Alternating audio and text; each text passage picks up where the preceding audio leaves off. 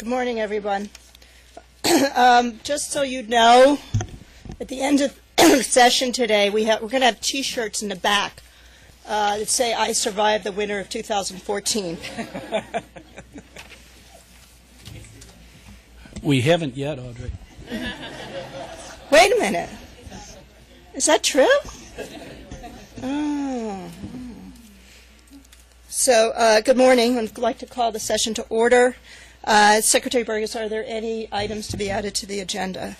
There are two changes to the agenda today. One item is added, case 14G0058 and case 14G0060, natural gas incidents at 43 Fort Street, Brentwood, and 65 Fellow Drive, Central Islip, in the service territory of Keyspan Gas East Corporation, DBA National Grid. This has been added to the agenda and numbered item 102. Okay. And there's a clarification.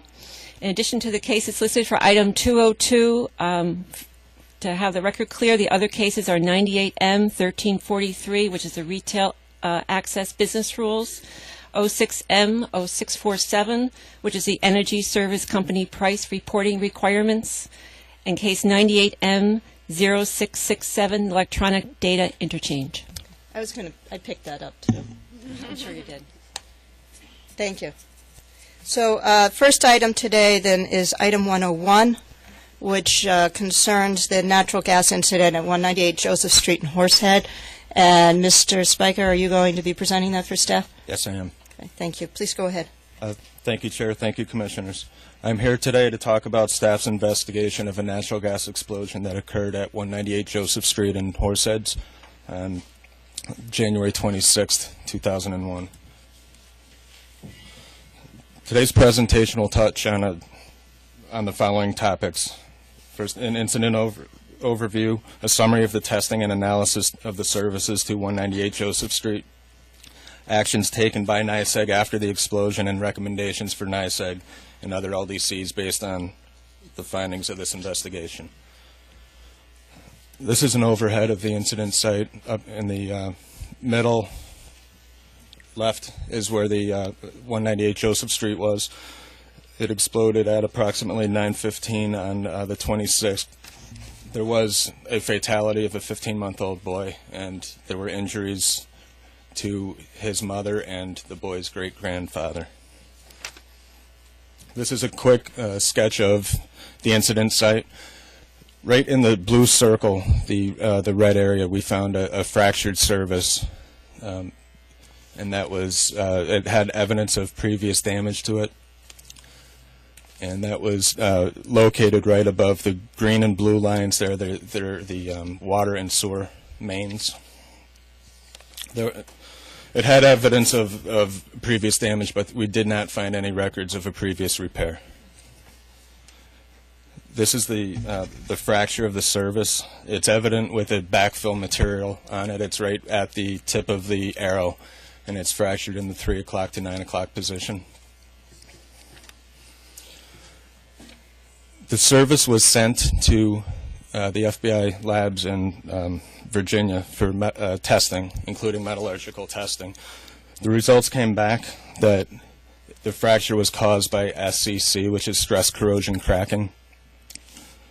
SCC needs three elements to occur. One is stress, a corrosive environment, and time. In this slide, SCC, the crack is seen, is the black part of the pipe there. That was the existing crack. The reddish color would be the intact material prior to the explosion. That fractured sometime prior to the incident. The service at 198 Joseph Street had all the elements for SCC to occur. The stress was provided by the backfill and poor support. The corrosive environment was provided by the improperly applied coating to the service, and it had plenty of time. We believe it was damaged sometime in the 60s to 70s. Shortly after the explosion, NYSEG excavated services on Joseph Street. They found evidence of other damages and replaced the services. Because of this, they performed investigatory excavations in the subdivision around Joseph Street, known as the Mayfair plot. They ended up replacing all the services in the Mayfair plot. NYSEG started performing increased leakage surveys in Horseheads. They now perform these surveys on the entire NYSEG system at intervals far exceeding our current requirements. And they are continuing leakage surveys in Horseheads. So as soon as they finish in Horseheads, they're starting another one. So it's just a cycle that is continuous. NYSEG also hired a metallurgical expert, Lucius Pitkin, to analyze the Horsehead system and have begun to implement recommendations made by Lucius Pitkin.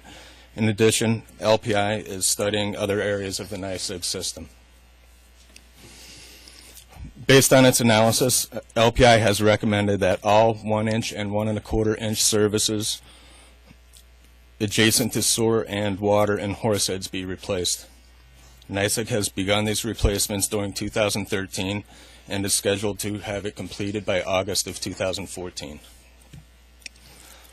Staff has a series of recommendations for NYSEG and for all LDCs. First, we recommend that NYSEG replace all of the services remaining, all of the 1-inch and 1 1/4-inch services in Horseheads that are remaining that were recommended to be replaced by LPI.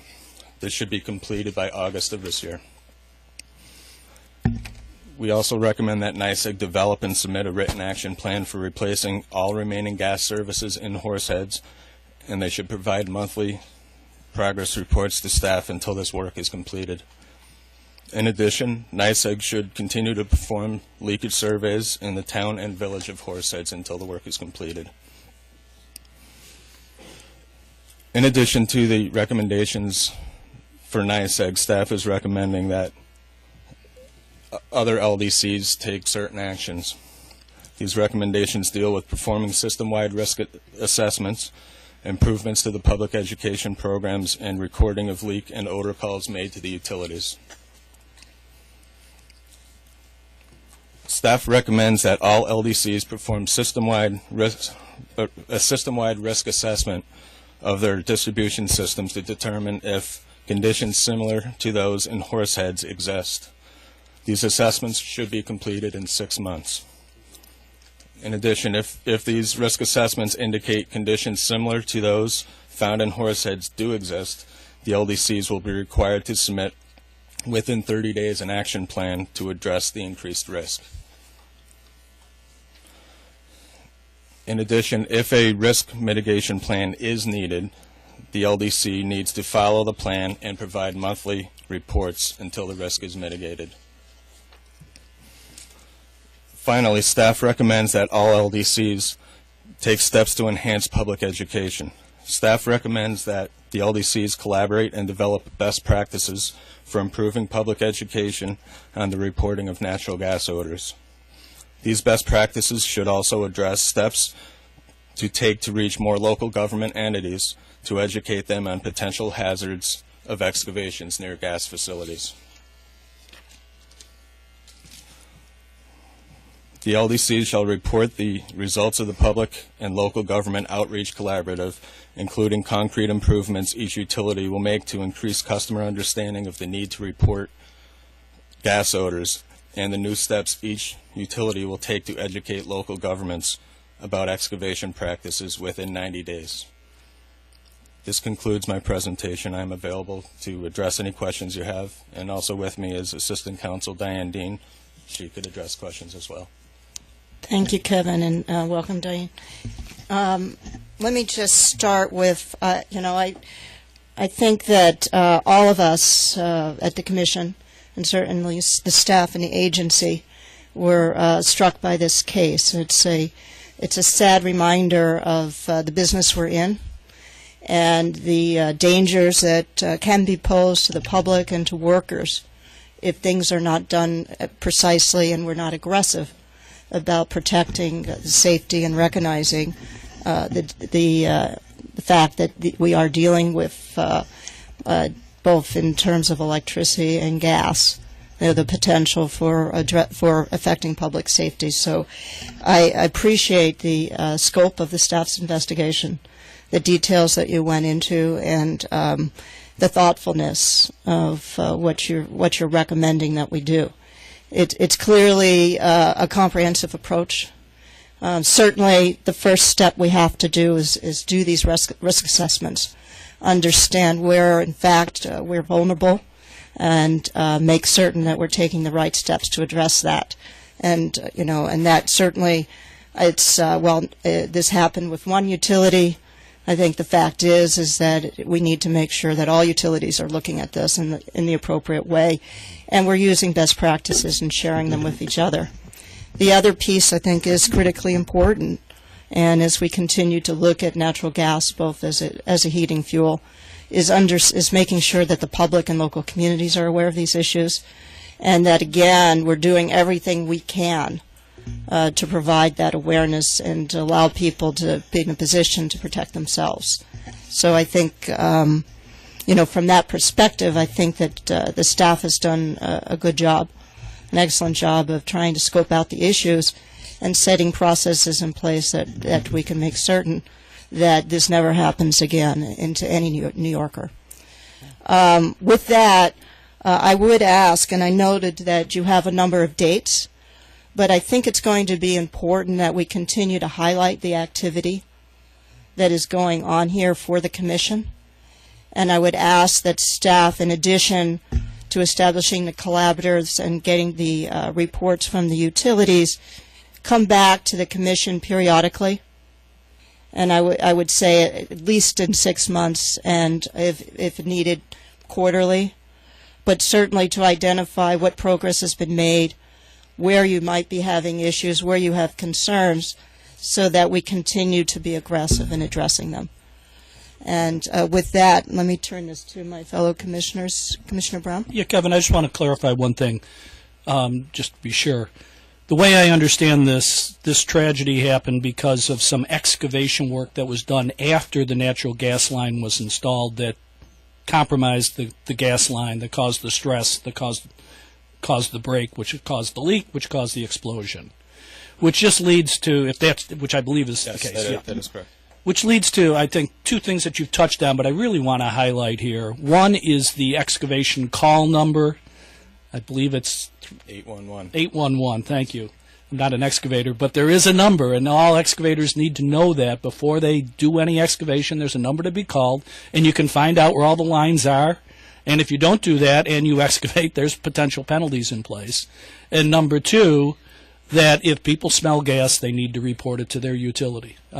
And this was a huge tragedy that can be avoided if those simple steps are taken. And I know that's exactly what we're telling the utilities to go out and do, and that's why I think this recommendation is so important. It unfortunately sometimes takes a tragedy like this to get people to do the reminders again. Here comes a line now, excavation now. So anyway, thank you for your hard work on this, and I just wanted to remind everybody of those two important elements of this recommendation. Thank you very much.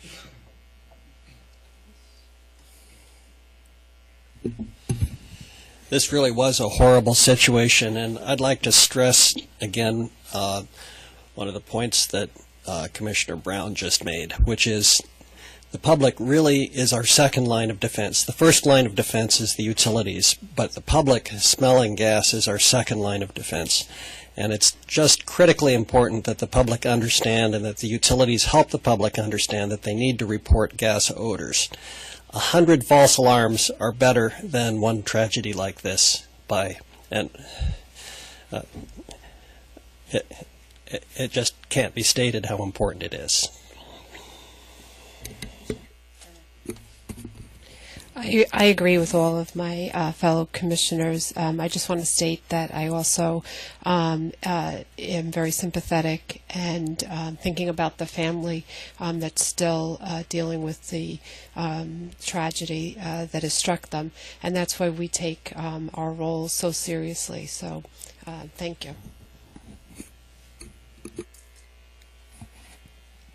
Kevin, I'd like to thank you and the staff for the intense work that you put into this order.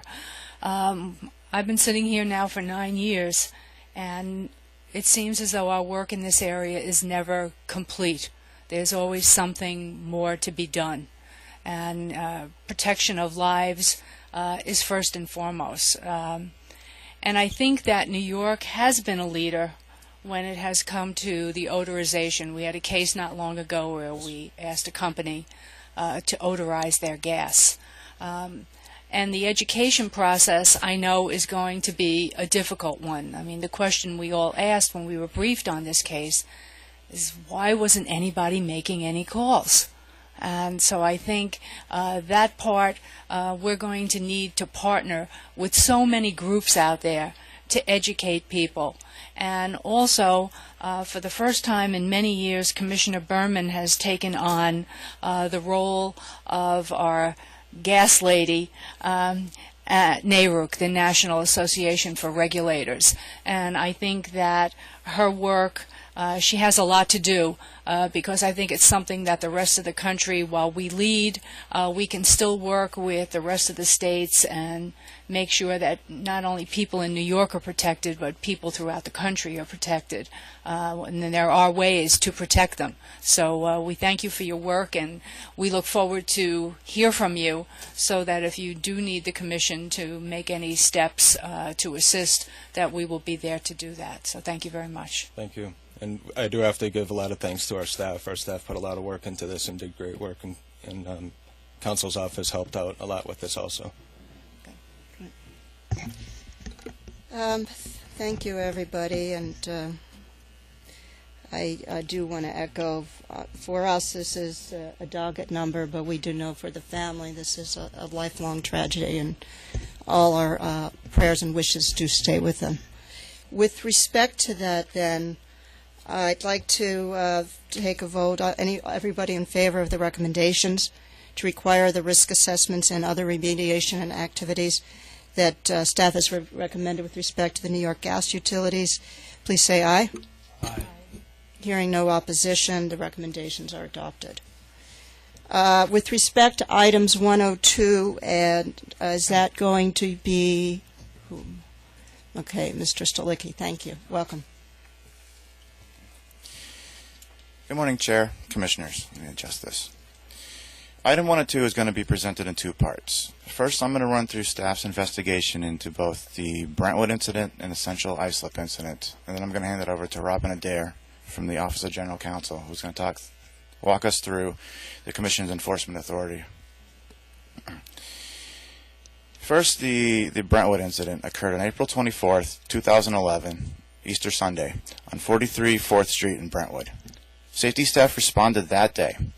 When we arrived on scene, number 43 was completely destroyed, and number 41 and 45 were condemned due to structural damage. The total estimated property damage was approximately $1.3 million. There were 21 minor injuries to people in the surrounding area, but no fatalities. Staff performed a record search and witnessed a leak survey of the area and pressure tested the service line to number 43. It was determined that National Grid's outside facilities were not a contributing factor to the incident. Both staff and the fire marshal's investigation determined that the inside gas pipe work, there was recent inside gas pipe work that was carried out, and a gas shutoff valve was left in the open position. Staff's investigation did find that a National Grid employee was at number 43 4th Street on April 13th due to a gas leak odor call, and during that visit failed to follow company procedures and other safety code requirements. Staff determined that the primary contributing factor to the incident was that the National Grid employee left the site with the gas service valve closed but not locked to prevent unauthorized personnel from introducing gas into the house piping. In addition, staff determined that the National Grid employee did not inspect and then test the service regulator that he replaced, and that he incorrectly followed warning tag requirements. I'll now give an overview of the Central Islip incident. On July 10th, 2012, at number 65 Feller Drive, Central Islip, there was a large structure fire. Number 65 Feller Drive was one unit of a larger structure containing 10 condominiums. All 10 units suffered extensive damage exceeding over $3 million. There were no injuries or fatalities due to this incident, but it did displace 20 people. During the investigation, staff determined that the same National Grid employee who failed to follow procedures in the Brentwood incident also failed to follow procedures during his visit to number 65 Feller Drive that day. Approximately 14 minutes after the National Grid employee's departure, the structure was on fire. Staff's investigation agreed with the Suffolk County Police and Fire investigation and that the source of the natural gas leak was an open-ended pipe in a closet where an appliance would be located but was not present. The National Grid employee responded to the location on July 10th to reactivate the gas service to number 65 Feller Drive, which was issued a warning tag for a water heater that was improperly venting carbon monoxide. During this visit, staff determined that the National Grid employee failed to follow 6 separate procedure requirements, including a check of inside valves and pipe connections for leakage, verifying proper appliance operation, purging gas through the farthest appliance, a meter dial test for leakage, a meter dial accuracy test, and verifying the identity of the gas meter before initiating work. Staff's investigation further discovered that National Grid failed to perform either a post-accident drug test or a post-accident alcohol test on the employee who performed work at this location, both of which are required under our safety regulations. Before I hand this to Robin, I want to mention that Suresh Thomas from our New York City office led these investigations along with a lot of legwork from Jonathan Mercurio and Sergei Peshani. I'm going to now turn it over to Robin, who will walk us through the enforcement portion of this item. Thank you, Chris. Good morning, Chair, Commissioners. Mr. Stalicki has outlined the support that staff believe we have to bring a case pursuant to the Public Service Law Section 25. Specifically, Public Service Law Section 25 Sub 1 has a general requirement that every public utility and its employees comply with the Public Service Law, our regulations, and Commission orders. Additionally, under Public Service Law Section 25 Sub 2, every public utility and their employee can be held accountable where they knowingly fail, neglect to obey, or comply with our law, the Public Service Law, or Commission orders. This statutory provision fixes the maximum penalty at $100,000 per day per violation. In the alternative, Public Service Law Section 25 Sub 3 requires every public utility and their employees can be held accountable where they knowingly fail, neglect to obey or comply with our law, the Public Service Law, the associated regulations, and Commission orders. This provision fixes the maximum statutory penalty at $250,000 per violation. Notably, Public Service Law Section 25 Sub 7 talks about how the actions of an employee of a utility, when they're functioning within the official scope of their employment and performing their official job duties, can be imputed to the utility.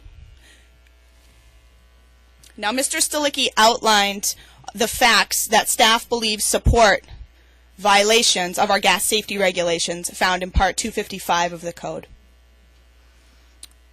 Under Public Service Law Section 65 Sub 1, staff contend that violations of these regulations illustrate the failure of Keyspan National Grid to furnish and provide safe and adequate service, instrumentalities, and facilities.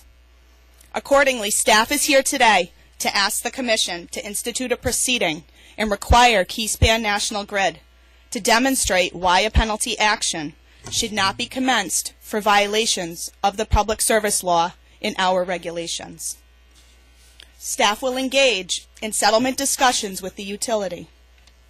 If settlement cannot be reached, staff will ask the Commission to issue an order authorizing commencement of a penalty action and enforcement proceeding in court.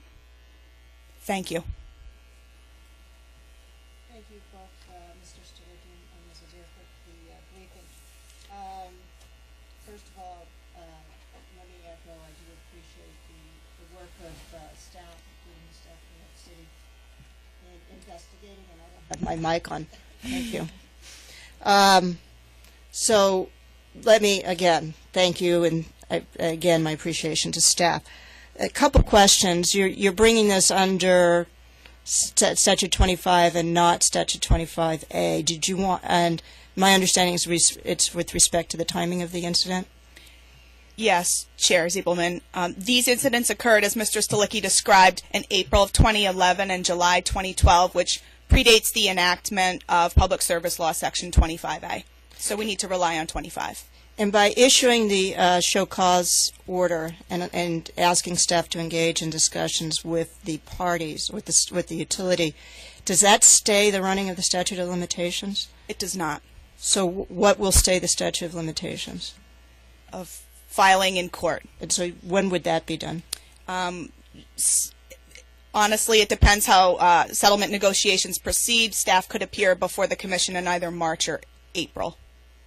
But it would have to be done by that time? It would have to be done prior to April 24th. Okay.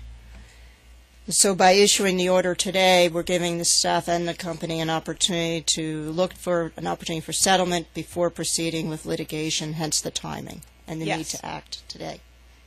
Okay, thank you. I have no further questions on this. Any other questions from other commissioners? Thank you. Robin, I think this is your first time appearing before us. Is that correct? Yes. Thank you. Just back to the Public Service Law 25 and the statute of limitations. Is that for April, you said April 24th, 2014. Is that for the first incident at the statute of limitations, but the second incident would be the following year, or is it both together?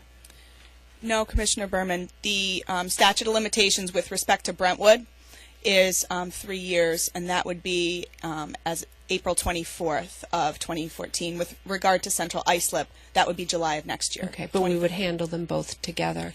Yes, staff are looking to package the incidents. Okay, great. I think it's very important, and the item 101 spoke to an incident that, really called for making sure that we did as much public education as possible. And I think these two incidences in this item show the need for looking at the culture of safety and making sure that, that the education is also done internally in the company as well. And I know item 101 is going to be looking at those issues as well, but I think that both speak to the continuing need and vigilance of all of us on these issues. Thank you.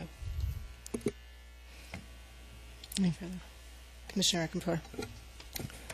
In the previous one-on-one, we saw a picture of the devastation. As someone who lives on Long Island and pays attention to the news and the newspapers, I can tell you, if we had pictures here today to show you, that house was left to nothing. And the people who lived in that complex, as you said, many of them were dispersed and lost their home, had no place to go. It's really very jarring when you see that on TV. And again, to back up what Commissioner Berman said, education, when people smell something, they need to make that call, and the employees, they actually have people's lives in their hands to make sure that they're doing their job correctly. So thank you for your work on this one. Sure, sir.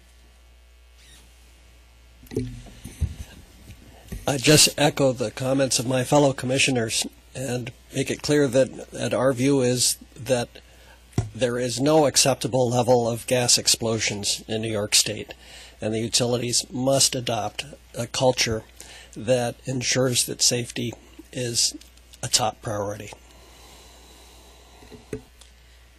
Thank you. So this is all quite sobering, and unfortunately, we don't get to hear from, or fortunately, we don't hear from them very much. But the gas safety staff at the agency does an incredible job.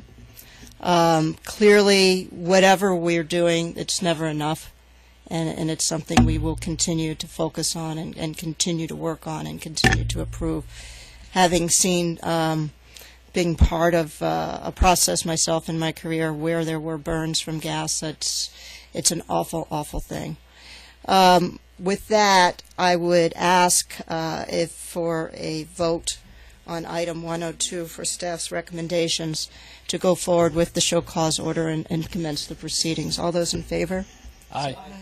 Hearing no dissents, the recommendations are carried. And thank you. Thank you, Thank Chair, you. Commissioners. And welcome, Ms. Adair. You did a wonderful job. Thank you.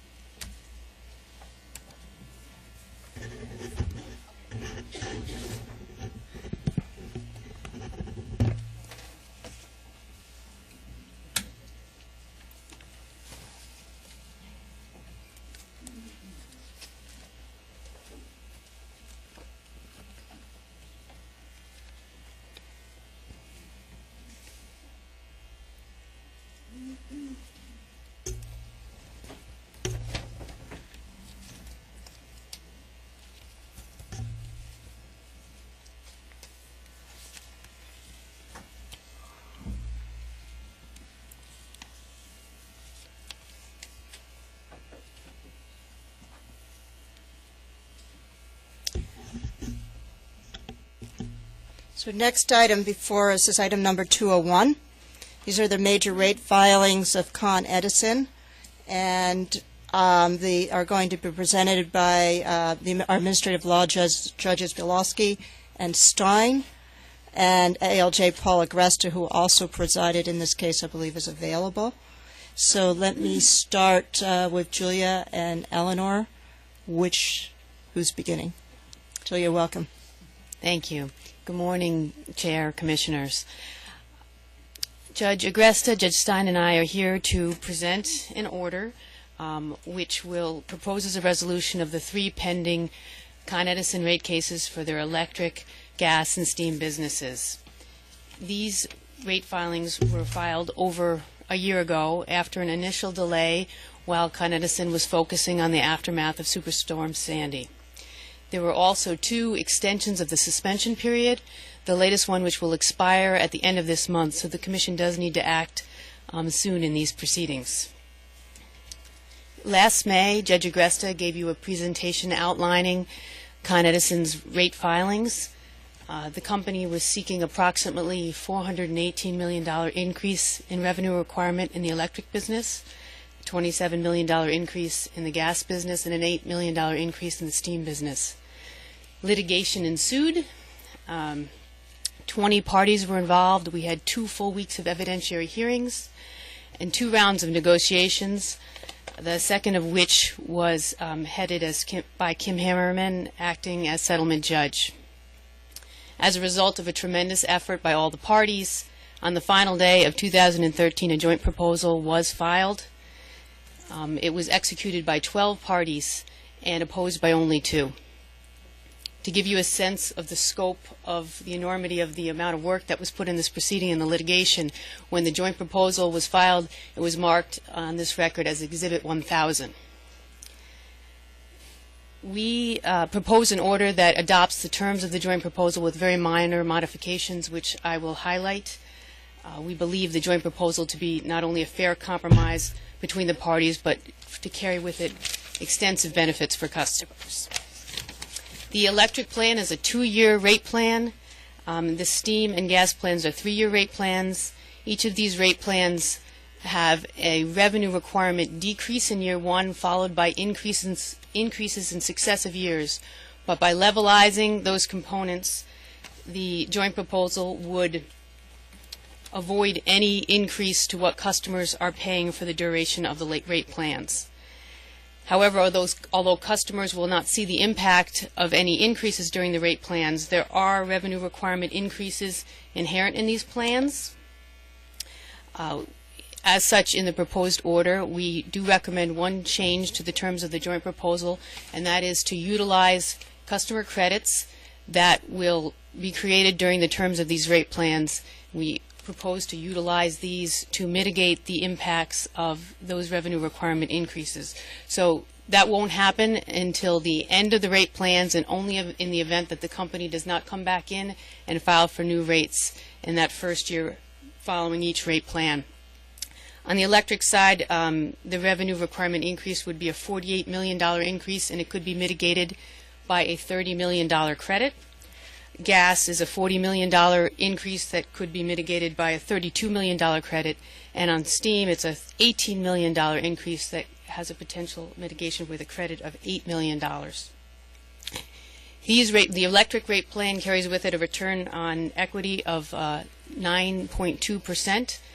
In recognition of the longer-term plans, steam and gas have a 9.3% return on equity, and each plan has a 48% equity ratio. One of the clear benefits that we see to these multi-year plans is it allows the Commission in this instance to be responsive to the huge public outcry we have heard from Con Edison's customers that they do not want to see their bills increase, at least in the near future. Except for a few customers that may experience some changes due to revenue allocation and rate design changes, the average bills that customers are paying for delivery service will not change during the course of these rate plans. In addition to these rate proceedings, these rate details, the joint proposal resolves a multitude of other issues which I can't discuss them all here. We'd be here all day. It really was a tremendous effort by the party, but I will detail a few.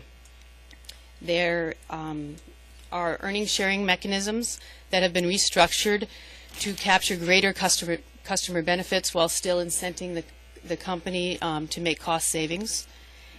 In particular, 50% of the company's share of those shared earnings will be applied to reduce deferred site investigation and remediation costs. There is a new business incentive rate program to assist small businesses struggling from recovery after Superstorm Sandy. There are substantial increases to the low-income programs on the electric and gas sides.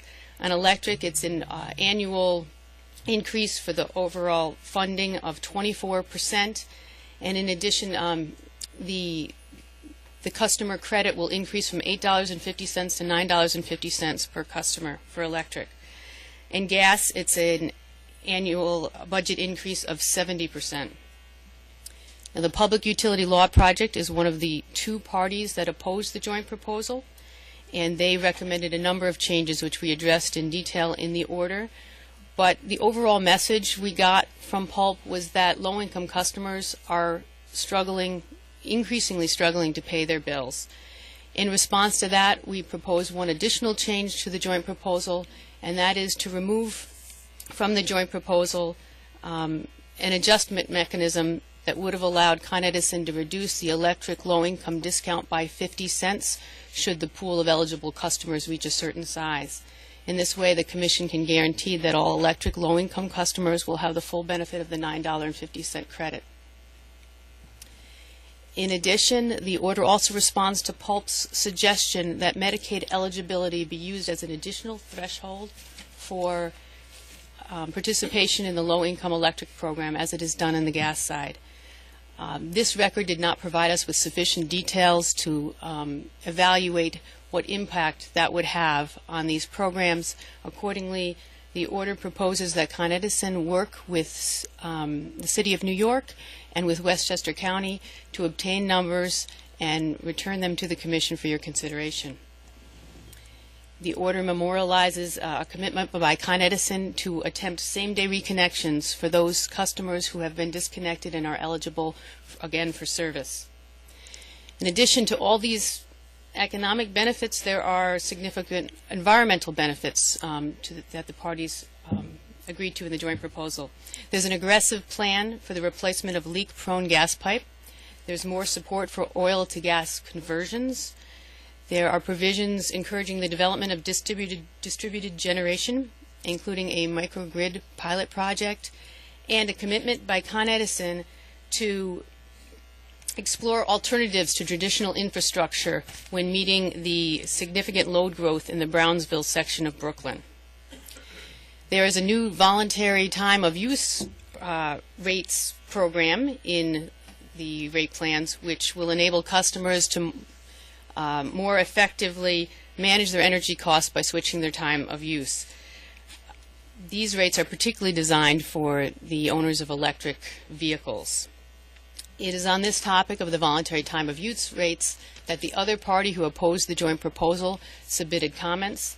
The Retail Energy Supply Association did not attack any particular term of the voluntary time of use program, but identified certain barriers in the market that they perceive to interfere with ESCO's full participation in that market. Those issues will be considered in the generic proceeding considering residential and small commercial retail, the retail energy market. This order also proposes stronger performance metrics, addresses the treatment of past and future storm costs, and provides for substantial investment in capital projects. In addition to everything that was brought up in these proceedings that the parties resolved, they also reached out and resolved some issues in other pending proceedings, including the apportionment of a property tax refund, the disposition of proceeds of the sale of the John Street property, and a pending rehearing petition concerning the allocation of PGM oat costs. Finally, the parties also included many initiatives that are very forward-looking for future studies to enable you, the Commission, to make more informed decisions on certain critical topics. Just for example, there is a staffing study that Con Ed will undertake to examine the use of contract labor, and there will be a study to best determine what the appropriate future treatment of Con Edison's Hudson Avenue facility will be. We thank the parties for their enormous amount of work and see this resolution as not only fair but very much in the public interest. Unless you have any particular questions on those issues, I'll turn the program over to Judge Stein. Okay. Thank you. Why don't we proceed with Judge Stein and then we'll come back, I'm sure. Thank you. As Julia alluded, this case was litigated in the shadow of Superstorm Sandy, which struck New York in late October of 2012 with historic flooding, unprecedented winds, which caused the death of over 50 New Yorkers, resulted in billions of dollars in property loss, and damage to energy systems such that electric service outages hit more than 2 million people in New York. So this raised not only the urgency of ensuring our emergency preparedness, but of long-term advanced planning for the impact on New York utilities of extreme weather events exacerbated by a changing climate. In Con Edison's initial filing, it requested approximately $1 billion in capital investment for what the utility termed storm hardening of the utility infrastructure. And parties' testimony filed thereafter really broadened the inquiry beyond simply storm hardening of utility property to a more holistic view of resilience or flexibility generally. And this testimony included that filed by the City of New York, the Attorney General, the Columbia Law School Center for Climate Change, who produced expert scientific testimony detailing anticipated climate change impacts to the region over the next years and over the next decades. And when we're looking at investments in infrastructure that may be in use for 30, 40, 50 years or more, this long-term look clearly emerged as something that was critical to do. And staff proposed at this point the convening of a collaborative to look at these longer-term issues in particular. And the collaborative began in June of 2013, and we were very fortunate to have the dedicated participation of roughly 20 parties and to harness a tremendous amount of expertise and experience on these matters. On the part of staff, New York City, which was in the process of its own resiliency initiatives, environmental and other non-governmental organizations. This phase of the collaborative ended in December of 2013 with the filing by Con Edison of its resiliency report. And in the report, Con Ed recognizes the necessity and agrees to develop certain new tools in conjunction with the participation of the collaborative. Some examples of these, most prominent. One was a new design standard that would underpin all of its 2014 construction projects, which would entail the use of the most current FEMA, the Federal Emergency Management Agency, floodplain maps to be able to identify most accurately the areas that were at risk of flooding. and to add 3 feet in additional protection, anticipating future sea level rise and other events. And this design standard became called FEMA Plus 3. A second example of a new tool that was developed in the course of the collaborative for Con Edison and by Con Edison was an effort with the leadership of New York City designing a new risk assessment model that would gauge the value of investment in specific storm hardening measures in reducing storm and flood risk to various groups of customers. These tools identified and shaped Con Edison's storm hardening projects for 2014 that included things such as raising barriers around substations, installing submersible transformers in flood-prone areas, or elevating electric substation controls, increasing the ability of the to isolate damaged parts of the electric system. These projects, the costs of these projects are included in the revenue requirement in the case as a whole, and they were built on these new tools and new standards. But also emerging, not only these tools and approaches to looking at storm hardening for the utilities, but the understanding that investment in other approaches, such as the development of distributed generation or microgrids, can also contribute importantly to the resiliency of the system as a whole. So this collaborative process ran parallel to the litigation and then to the settlement negotiations. And the joint proposal itself includes numerous recommendations that stem from the collaborative. Certain other recommendations with regard to the collaborative have their origins in the Con Ed Resiliency Report and parties' comments on it. So before you for approval are these recommendations that are either contained in the joint proposal or in the Con Ed report. The first is the general recommendation that the collaborative continue into a phase 2 going through this year, the end of 2014. The proposed order suggests approval of this recommendation with specifics as to its scope to avoid duplication of effort or overlap in work of the collaborative with work in other existing proceedings or proceedings that are anticipated to be commenced in the near future. And just briefly to tell you what that scope looks like. The first thing is that Con Edison will, of course, be proposing new storm hardening projects for rate years 2 and 3 under the joint proposal. And as with those that are embodied in the rate plan before you today, those will be brought to you in September of 2014. And those new projects will be vetted by the collaborative as the ones for this year were vetted. And they also will be based on similar design standards and similar tools.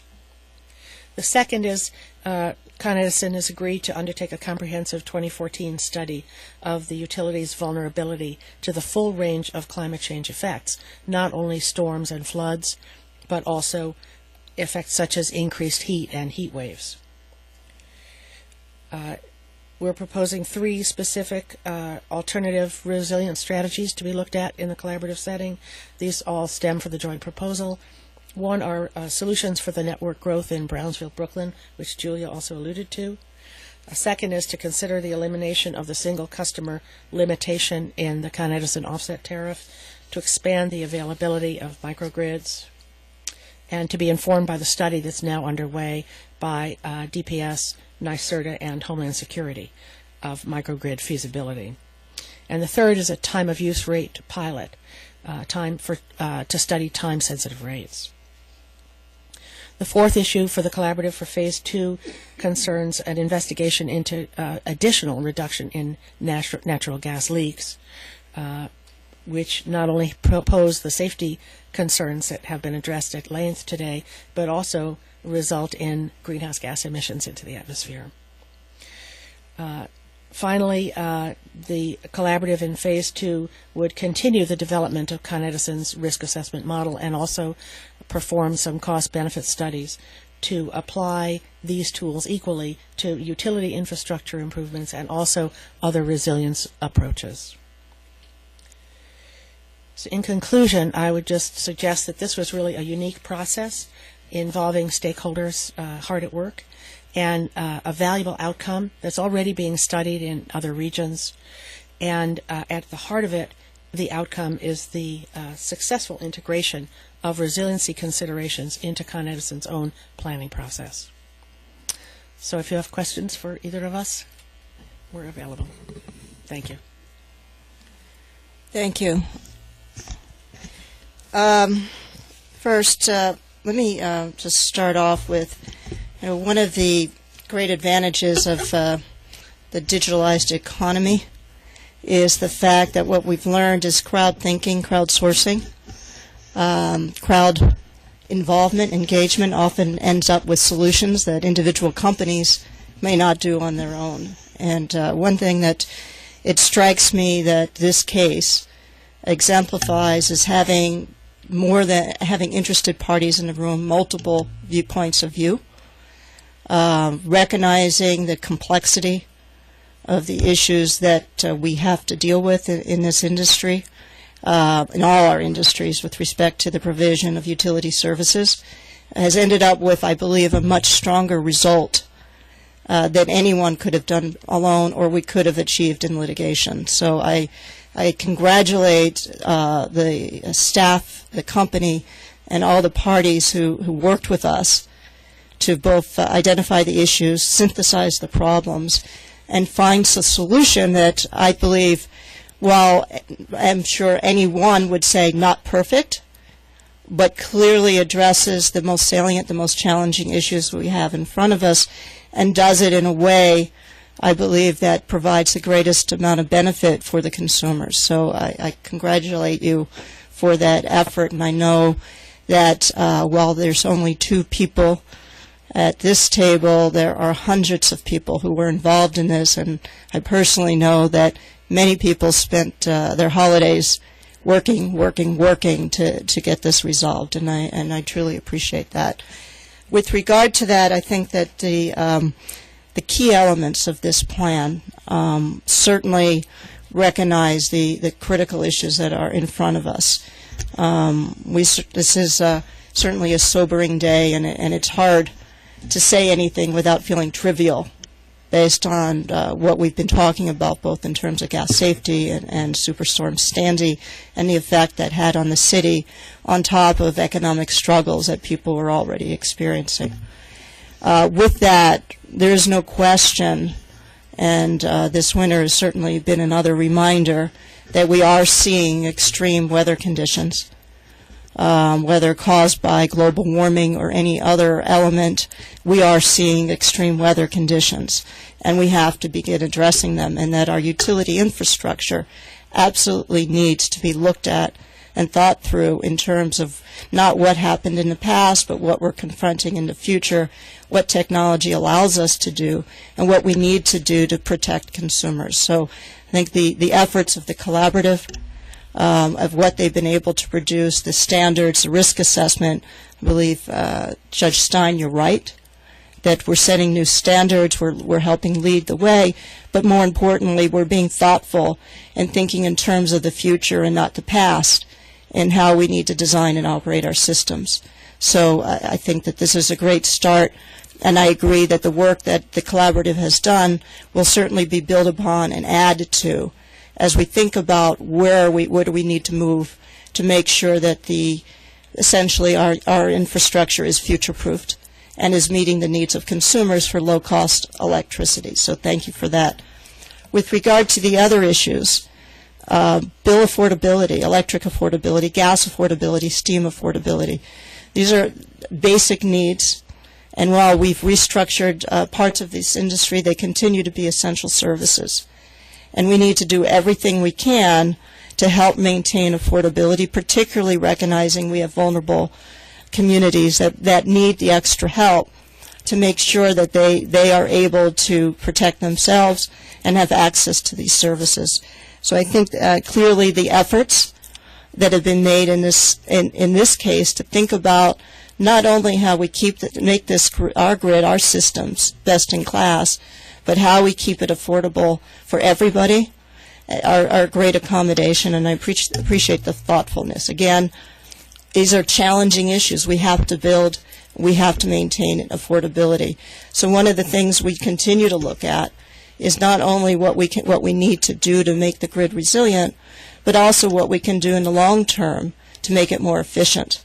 So I think that the work that has been identified around looking at microgrids, looking at alternatives so that we can manage demand, become a critical element of what we can do to help maintain affordability. Certainly the extra effort that's going on in terms of gas conversions and looking at gas leaks address our twin concerns of safety but the environment, and allows consumers to save on heating costs, which is also very critical. The breadth and weight, in fact, it went over my weight limit that the doctor told me I can carry of the proposals, is incredible.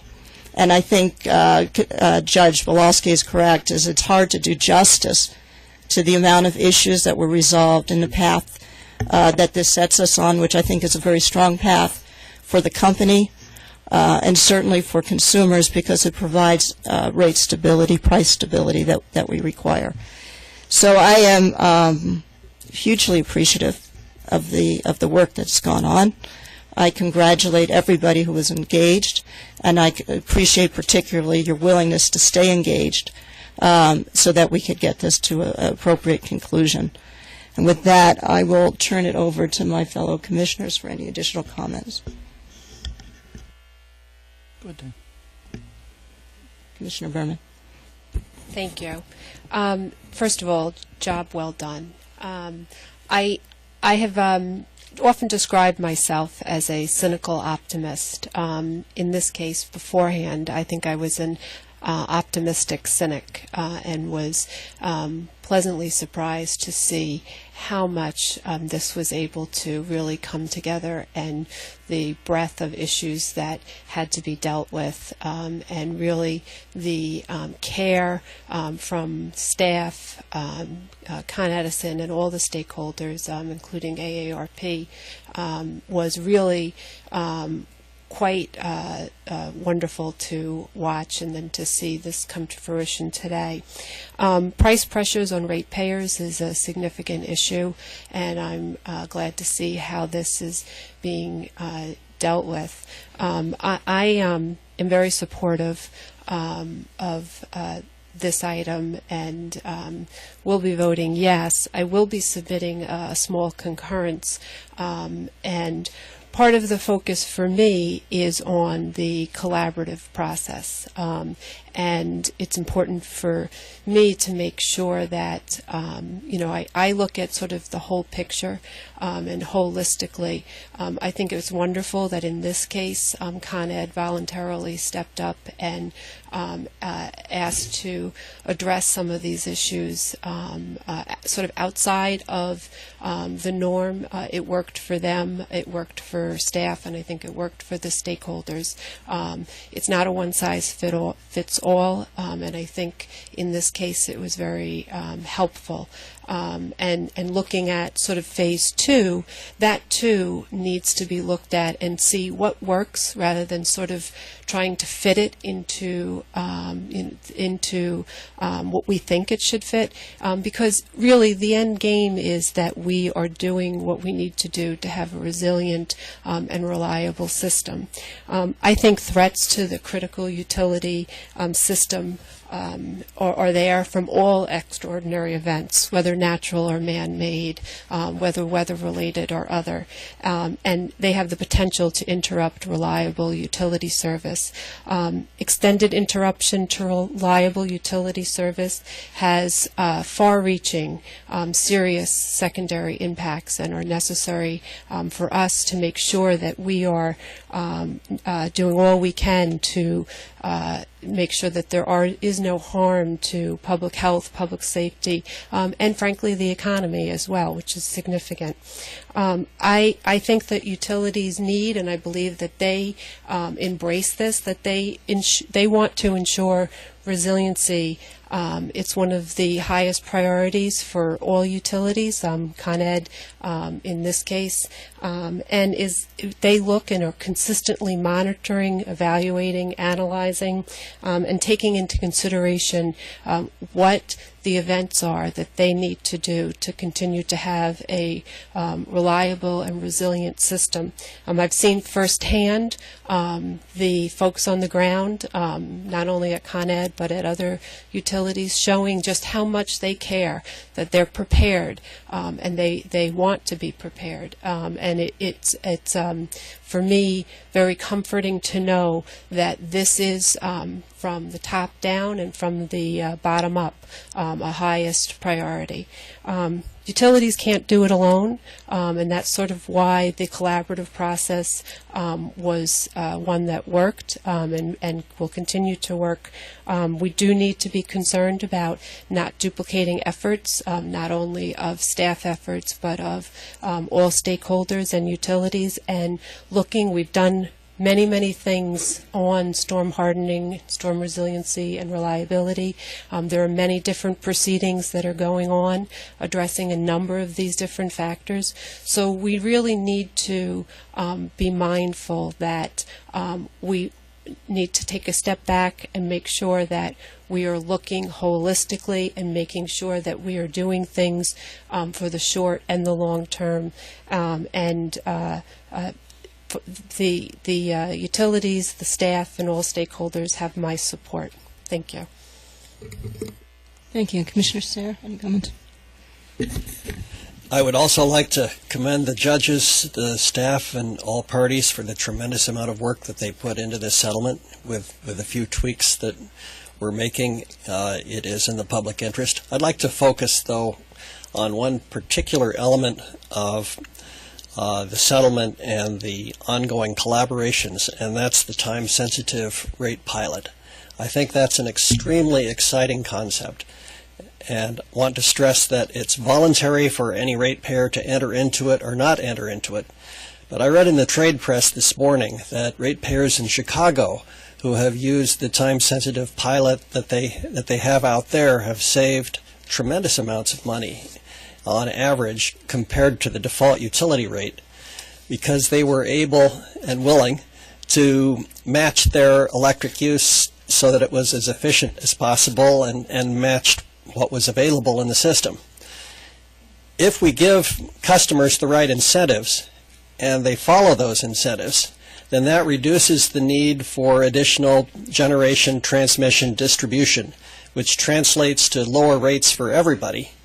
And in terms of the environmental benefit, a megawatt, a bit of electricity that's never used at all, is the cleanest possible use or non-use of electricity that you can have. Far better than any environmental control is simply non-use. So I, again, commend the parties, the staff, and the judges for a tremendous effort. Sarah, you're singing my song. Commissioner Brown. Excuse me. Hopefully, everybody's a little unhappy with the settlement. That means we've probably done it correctly. Early on in my tenure, we approved a rate case, and I got a call from the company saying, how can you expect us to go on and do business with what you just did to us? And I got a call from a legislator asking us how we could give away the store. And I realized we had probably done our job correctly that day. This is a balancing of all the interests which you articulated, all of which are extremely valid. Making sure it's affordable, making sure it's reliable, making sure we make the incremental investments that we need. All of those things are part of this case. And I'm thrilled, frankly, this beats the heck out of rate increases, which we've unfortunately had to do plenty of. And it, again, is a balancing. We could have done a couple of different ways. We could have had a rate decrease for a year, followed by a rate increase the next year, which can be confusing to consumers. The fact that we managed to get a long-term delivery rate freeze, I think, is a positive. I think what we're doing with the credits that are accrued to preclude perhaps some rate increases that would be automatic if they didn't come in otherwise is extremely important. I want to thank you for the recommended decision that sits in the ether somewhere that we'll never see, but I know how much work was put in by the judges on that, and the staff that worked so hard, and of course the parties in this proceeding. I'm supportive of this process. I'm glad we could get to where we are, and again, hopefully everybody's a little unhappy with where we ended up, because then we probably did it correctly. Commissioner Eckenberg. Well, again, this groundbreaking, I think, work that the public is hearing about today. And, of course, I agree with all my fellow commissioners and the chair with regard to the effort put forth by the judges, the staff, and all the interested parties. And I would be remiss if I did not make Doris work today. In talking about all this, Doris, I'm interested to know your feelings on how the street will view this. I have a couple thoughts on that. The only street, Gary. I can say that generally the street views our multi-year settlements favorable. They eliminate a lot of uncertainty by setting a revenue requirement for a number of years, and they provide a lot of risk-reducing cost recovery elements. But in the same regard, going to Commissioner Brown's comments, I could say that some of the equity analysts were probably hoping for more on return on equity, so they weren't overly happy with the result, but in the end they recognize that the way we set return on equity in this state is transparent and predictable and consistent with the interest rate environment. So they also recognize that Con Ed has a long history of earning its return on equity under these rate plans. So I think in that regard the equity analysts are okay with the joint proposal. The other point I want to raise too is on the other side of the street we have our bond rating analysts, and only Moody's has actually made statements about the settlement. They recently came out with an analysis that upgraded Con Ed and ONR and a few other companies in the state, and they recognize that the regulatory environment in the U.S. and in New York in particular is appropriate, and that we recognize the importance of our utilities in the state, and that we won't do anything to harm their bond ratings intentionally. So they upgraded Con Ed, and they actually specifically noted that the rate-making mechanisms that we provide in these multi-year settlements are part of the contributions to that positive assessment. So I think overall the street probably is happy with this multi-year rate plan. Thank you. We always like to have something positive from the street on what we do, which we don't usually get. And I'm also like to commend again the judges and all the interested parties on your work with the low-income issues. That was really important to get some kind of a consensus. And again, we've learned through this, because it's been a long, arduous trip, that there can be respectful disagreement with a positive outcome. So I really am very much in favor and proud to vote for this particular matter. Thank you. Thank you, Commissioners, for your comments. I do note that we have Mr. Whitley from the ISO, and in a previous life we used to talk about the arrows in the front have to equal the arrows in the back to know you've done a good job. And I think that that's pretty apt. Clearly, the importance of the fact of price stability, both from the standpoint of consumers as well as the utility. And the reason why that's important is that in the end, the utilities have to raise money, and investors who see this as a good investment, that the cost of that money stays at a reasonable level, which in turn helps us keep prices reasonable. So it is an important matter that people have confidence in our companies and that consumers have confidence that they're getting value for their energy dollars. And I believe that we've looked to accomplish both and accomplish them quite well in this particular proceeding. So with that, all those in favor of the recommendation to approve the electric, gas, and steam rate plan for Con Edison as recommended with the modifications to ratepayer credits and the low-income program, as well as the additional efforts to be taken by the Resiliency Collaborative as described by Judges Belowski and Judge Stein, please say aye. Aye. Hearing no opposition, and there being no opposition, the recommendation is adopted. And again, congratulations to all for your particular efforts. So,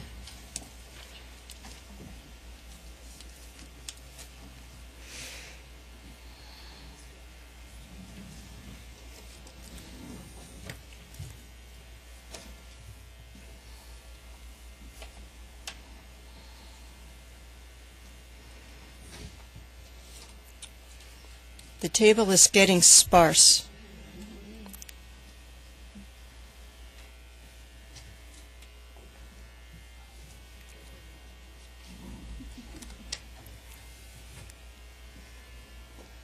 Must be something you said, Ms. Harriman.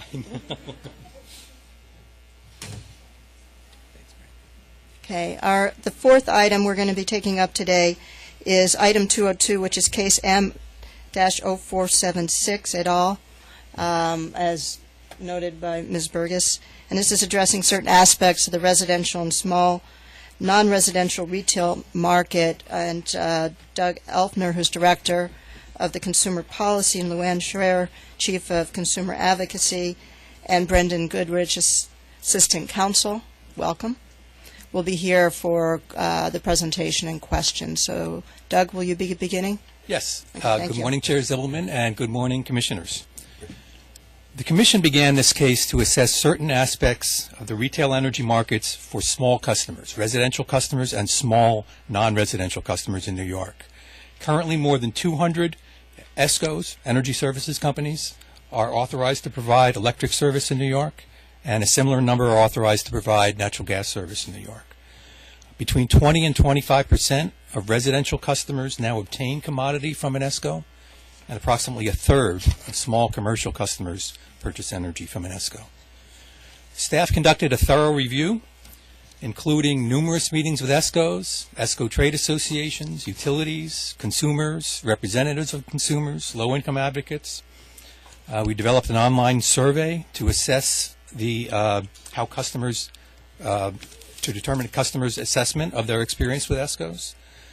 We conducted an extensive review of ESCO-related consumer complaints that the Department has received, collected and analyzed data regarding the prices that ESCOs charge, and we identified the types and the frequency of value-added services that ESCOs are providing to residential and small commercial customers. In addition, we thoroughly reviewed comments from the parties on a series of questions that the Commission posed regarding these markets and how these markets might be improved. Active parties included 4 ESCO trade associations, approximately 7 individual ESCOs, every major utility, and 5 groups representing these small customers. I want to emphasize that our review focused on markets for residential and small non-residential customers. Regarding large commercial and industrial customers, retail energy competition appears to be working very well. The vast majority of these relatively sophisticated customers obtain their energy from ESCOs. They report savings and or benefits from services that the ESCOs provide. For residential and small non-residential customers, there are several main areas in which we believe enhancements can be made and should be made, so that these markets provide similar benefits to those obtained by large customers. The first area is price transparency. For markets to work effectively, consumers must have ready access to information regarding which firms provide the best value. Currently, there's a very wide variation in the price charged by ESCOs, and some residential customers pay some residential ESCO customers pay considerably more than they would have with another ESCO or with the utility. However, it's very difficult for small customers to obtain relevant comparative pricing information. The absence of that information is an impediment to a well-functioning competitive market. So the draft order contains several recommendations regarding price transparency, including requiring utilities to implement online bill calculators for ESCO customers so that they can compare historically what they were charged by their ESCO as compared to what they would have paid if they purchased commodity service from the utility. Require ESCOs to file with the department historic pricing information for certain products, which the department will then compile and publish. Modify the Power to Choose website, which is now designed just for residential ESCO products, so that it also covers ESCO services for small commercial customers as well. The second main area where enhancements should be made concerns benefits for customers participating in utility low-income assistance programs. The Commission has established policies to protect and assist low-income customers, and we talked about them in the very last item. Over recent years, the Commission has more than doubled funding for low-income assistance programs. It's just one example. Consistent with those policies, the recommendation is that ESCOs only be allowed to enroll customers who participate in utility low-income assistance programs in ESCO services that guarantee savings over what the customer would have been charged by the utility, or that provide energy-related services designed to reduce the customer's overall energy bill.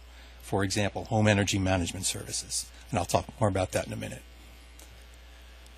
The third main area where enhancements should be made is in the rules and procedures applicable to ESCO marketing practices. The department continues to receive a large number of complaints regarding inappropriate marketing practices, particularly regarding door-to-door and telephonic marketing. The main recommendation is to require that all enrollments made through these means be verified by an independent third party. This is an approach now used successfully by several ESCOs, and it's also been used successfully in the telecommunications industry. The draft order also recommends that the process for enforcing Commission rules regarding ESCO marketing practices be streamlined to help facilitate prompt enforcement action where it's appropriate. The final area concerns value-added services provided by ESCOs to small residential and commercial customers. Staff's review finds that ESCOs are offering some value-added products to these customers, specifically fixed prices and energy from renewable sources. However, there are very few products available from ESCOs for residential or small commercial customers that are designed to assist customers in managing their energy use, such as energy management services, demand response programs and tools, and energy efficiency measures. The recommendation is to immediately commence another phase of the proceeding, which will investigate ways to facilitate the development of innovative, new, energy-related, value-added products and services. Among other things, this phase will investigate ways to reduce the costs to ESCOs of acquiring customers who purchase these energy-related value-added services, remove barriers that now impede ESCO's ability to market the availability of these services using consolidated utility bills, modify utility billing systems to facilitate the ability of ESCOs to offer time-of-use products. This was an issue that the judges raised in the Con Edison case just a few minutes ago. The proposal is to treat that generically here. Identify what additional data might be available to assist ESCOs in developing these services, including customer-specific usage data and information about network constraints, and streamline processing of ESCO enrollment requests.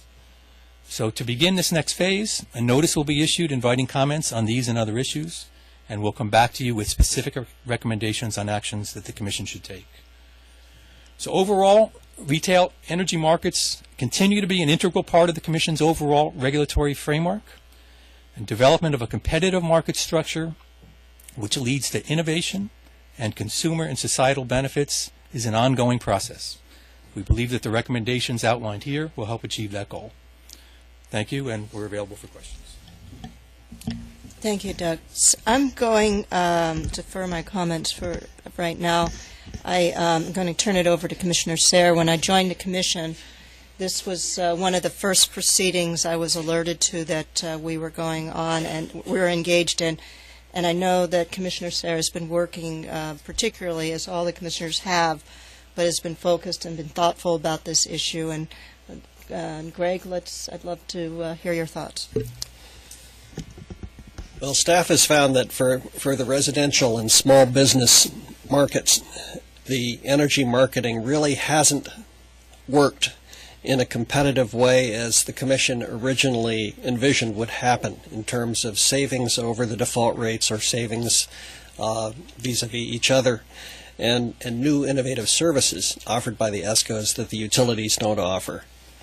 What we're doing here to address that is primarily to increase the information available to residential and small business consumers so they can make informed choices. And I want to stress that what we're doing here is something that we think will make the market work better. We're not trying to regulate competition. We're trying to create a structure so that competition can thrive and work a little better than it appears to be working now. And as Mr. Elfner said, we are also addressing some marketing problems, particularly in the door-to-door and telemarketing areas and marketing and services provided to low-income customers. With my experience in the telecommunications field, I want to assure the ESCOs that the third-party verification rules that we're putting in place for door-to-door and telemarketing acquisition of customers are not particularly onerous. The telephone industry has been living with those for a very long period of time, and there are plenty of vendors out there who are ready, willing, and able to conduct third-party verification on your behalf. So I think we are nudging the market with a relatively light hand to a place where it will work better. Thank you. Commissioner Brown? I just have one question, Doug. One thing we've talked about in the past is the entry requirements to become an ESCO. Is this further proceeding going to address that at all? And just for people to know, I think it's a little too simple right now, the reason we got a couple hundred ESCOs, and I'm concerned about, for the lack of a better term, fly-by-night companies in the business as opposed to more responsible adults. Yes, Commissioner, that is an issue to be addressed in the next phase. We don't have a record on the pros and cons of that yet, so we can't bring that to you for a recommendation now. We'll come back shortly with a recommendation there. Commissioner Eckenpour? I'm glad that Commissioner Brown asked that question, because you know that's near and dear to my heart, to make sure that the people who are out there who are looking for other services that aren't provided by their utility do not get taken advantage of. And when I talk about the low-income people and the elderly, to make sure that we don't have companies. We have some very good companies, but we've had some others that have caused us to pull our hair out in some of these instances. So I think that we're headed in the right direction, and I'm always concerned about, again, how to educate the consumer to make sure that they do have all the tools needed to make that intelligent decision. Because it's a big decision and it's kind of intimidating to people, no matter what age they are, who don't have the information at hand. So, could you kind of walk me through some of the ideas of how you're going to make sure that the consumer is educated? Sure. Again, the draft order would establish several new tools. One of the tools is an online historic bill calculator. So one of the informational devices that we were proposed to be used for consumers is to require on utility bills, not necessarily that provision of information, but simply a notice that says, here's where you can go to get that information. So one is use of utility bills for particular bill messages for ESCO customers. Two is expanded notice requirements for contract renewals. That's also a recommendation in here. Mm-hmm. Right now we see that many consumers are paying prices that you don't know how they got to that point. Why would a customer knowingly pay that price? So receiving additional notices on contract renewal time with specific messages, the intent is there, again, to help the consumer be more attuned to their options and their ability to make different decisions. So it's I think Commissioner Sayer used the words. It's mostly information through a variety of sources, including our websites. Power to Choose website will be enhanced and promoted after it's enhanced to facilitate all the objectives that we've been talking about. I might like to add that I think it would be important, again, where people who may go to their libraries, who may deal with local senior citizen organizations, and elected officials at different levels, that we could share this information with so that they can share it with their constituency. Because, the more we get the word out, again, more education to the consumer. Very good. Good idea. Thank you. Thank you. Commissioner Berman. Thank you. When I look at this, I, as you know, have struggled with a lot of the different issues on what's happening in the ESCO world, and I am very thankful that staff has indulged me with going through a lot of the ins and outs that you've been experiencing and working with the different companies and hearing from them. And I was glad to hear, Commissioner Sayer has been a strong leader in this issue and really helping to set a good course. And I think that was very complimented by the chair in her looking to the future of utility service and what ESCOs can do to help facilitate more value-added services. So when Commissioner Sayer spoke about, don't worry about the fact that some of these requirements will not be onerous. I'm very happy to hear that from his experience in the telco world. And what I'd like to make sure is that there is a need for us as we evaluate this and this new process that really is going to have to be worked through. And that we do it not in a vacuum, but with the utilities, the ESCOs, and the customers, those potential and those current customers in both the utility service and the ESCO service, so that we really make sure that we're not causing anything that is unnecessarily burdensome or onerous. And I know you share my sympathies with that.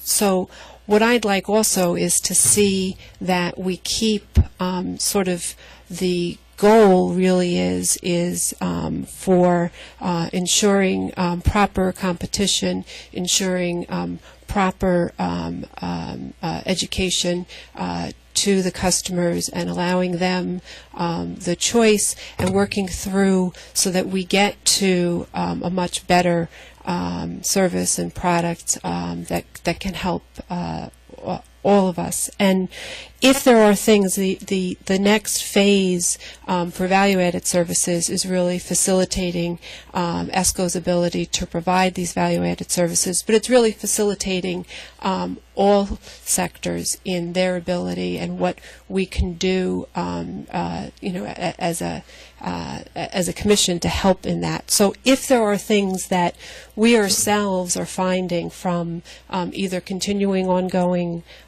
regulation or this new process that is becoming onerous or is causing some issues, that we make sure that in that collaborative process that we revisit it and be open to making whatever changes are necessary to ensure that what our goal is for competition is done. Thanks. Thank you. Let me just, with avoidance of trying to repeat things, but provides my perspective and my support for the draft order. I think that one of the things, the lessons learned that we've gotten from the wholesale power market is that information is the tool. And the reason why the wholesale markets have worked so well is because we've moved to locational marginal pricing and have price transparency that everybody in the market can see, and then they can make their economic decisions based on the fact that everybody has the same level of knowledge. The problem is, as we staff perceived it, and I think is grappled with in this order, is that no retail market can work if customers are uninformed. And the major difference between large industrial and commercial customers and the mass market is the mass market just didn't have the tools to make informed decisions. And what we're trying to do is not become paternalistic or maternalistic about retail customers, but to provide them the tools so that they can exercise their individual sagacity and make the decisions that are best for them. The other piece is that a well-functioning retail market does allow people to respond to price. And the fact of the matter is, if we have time of use pricing but no tools available to consumers to manage their consumption, they'll get to see the price, but they won't be able to control their bills.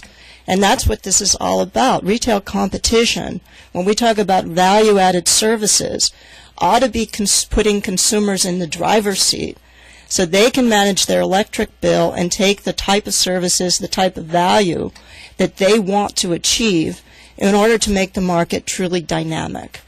And the issue that, as we saw it here, is because the market was not really quite effective yet, because customers didn't have the information they needed, and they didn't have the ability to make selections, and they were encumbered sometimes by actions that particularly vulnerable customers that put them in a bad position relative to making decisions.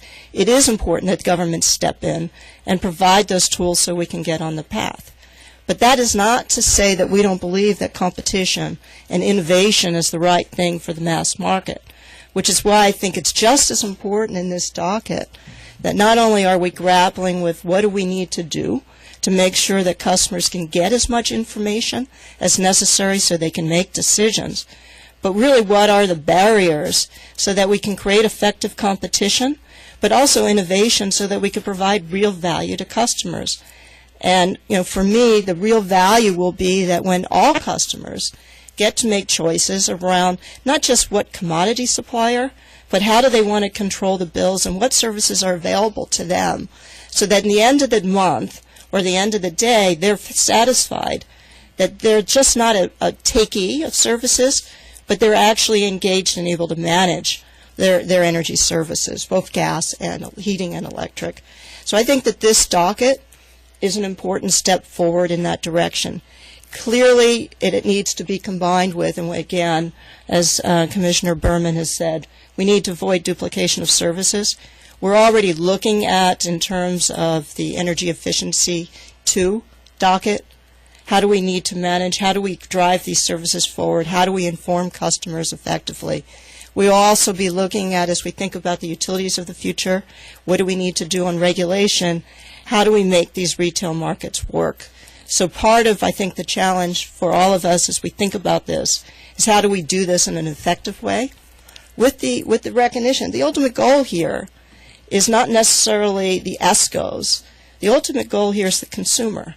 We want to drive value to consumers. We believe innovation and competition is the way forward. But to make a competitive market work, it has to work for the consumer. So with that, I think we're on the right path. I clearly think there's work to be done. I think Commissioner Brown is correct. We need to think about the market, what's the right size, what kind of real value we have, can bring, and again, because in the end we're talking about consumers and an essential service, what protections need to remain in place while this market continues to transition. So with that, I also endorse the recommendations of staff and would like to take a vote.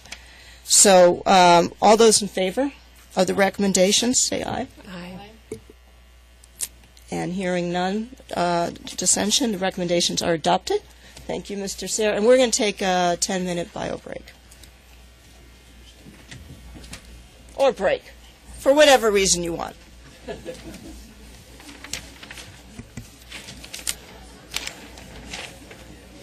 All righty. I think, Gary, you're absolutely right.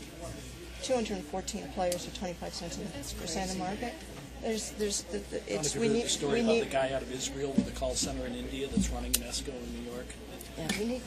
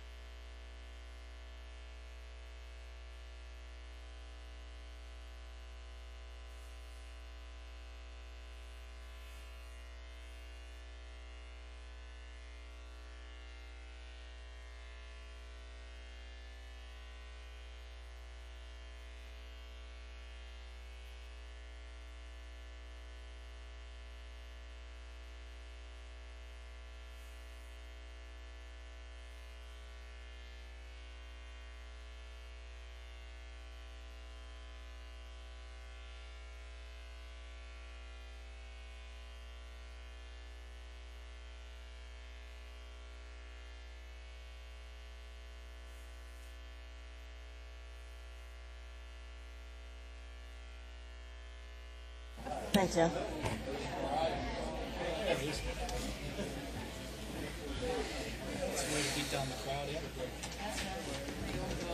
Yeah.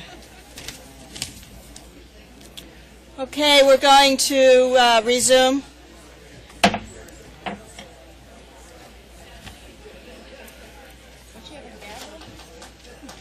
me try this one more time. Am I on? Yes. I'll do it.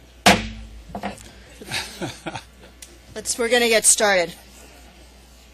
Okay, our next item on the agenda is item 301, which reflects to case 12T0502 et al. And it's the examination of alternative current transmission upgrades. And Administrative Law Judge Presterman and Administrative Law Judge Phillips, who is presiding with Judge Presterman, are here to present the item and also answer any questions. So, Judge Presterman. Thank you, Chair Ziebelman and Commissioners. Good afternoon. It's lunchtime, so I will be brief. The draft order you have before you is the product of a process that was initiated by a notice issued by the Secretary on January 17th. The notice announced the Commission's intention to review the process in this case in light of policy concerns about environmental and landowner impacts. It should be noted that this draft order is somewhat different from those we normally present as judges in that it is not the result of a process initiated by the parties or advisory staff. Rather, the draft order reflects our efforts to express what we understand to be the conclusions you have reached as a result of the announced review. The draft order makes 4 principal points. First, it reaffirms the Commission's original goal of relieving congestion by increasing the power transfer capability across the electrical interface between upstate New York and southeastern New York by at least 1,000 megawatts. Second, it invites the developers who have submitted Part A applications in this case to offer alternative proposals that would require no or minimal expansion of existing rights-of-way so that to the maximum extent possible, projects can be contained within the bounds of existing rights-of-way. Third, the draft order removes the requirement that was specified in your original September 2013 order that each project proposal submitted must by itself provide a minimum of 1,000 megawatts in increased transfer capability. The purpose of this change is to allow for consideration of smaller projects that may efficiently and cost-effectively contribute to meeting the overall goal of a 1,000 megawatt increase in transfer capability. Fourth, the draft order directs the presiding judges to work with the parties to establish a process for the receipt and consideration of these alternative proposals in a reasonably expeditious manner so as to not significantly impact the timetable for having these alternating current transmission upgrades in service.